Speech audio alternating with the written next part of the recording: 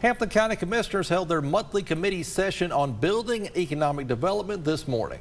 In the course of that meeting, they discussed some ideas for some long underused properties. News 12's Nick Hill was at the meeting where one prominent building downtown now sits empty.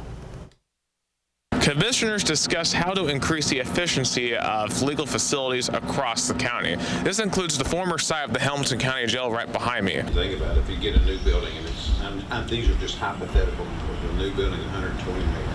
If you put 100 million into that building, and then 10 years down the road, it helps us, save somebody's life through a corrections officer having transport. That's right. It's all worth it. It's worth it. Currently, the Hamilton County Jail, formerly known as Silverdale, is the only detention facility that currently houses inmates in Hamilton County. For all current court appearances, inmates have to be transported across the city to the Hamilton County Courts building, posing potential safety risk. The old jail sits right across the street from court, connected by underground tunnels. Is that where we need to, potentially, as a county, need to look at that and make it maybe a high security lockup, so that we're not having to transport high security prisoners from Hamilton County Detention Center all the way downtown?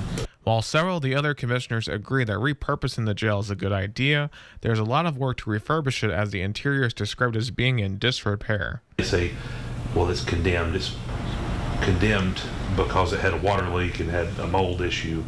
So the building itself is in good order structurally. Also discusses potentially moving legal offices and courts into the building. Commissioners say they intend to do something with that property. You were talking about selling it one time, and I'm talking about refurbishing it. I would never want to dispose of that asset. I think that's something we need to retain. Keep in mind that these are currently just preliminary discussions on the topic, and there are no more resolutions pending on any of these facilities at this time. Reporting in downtown Chattanooga, Nick Hill, News 12.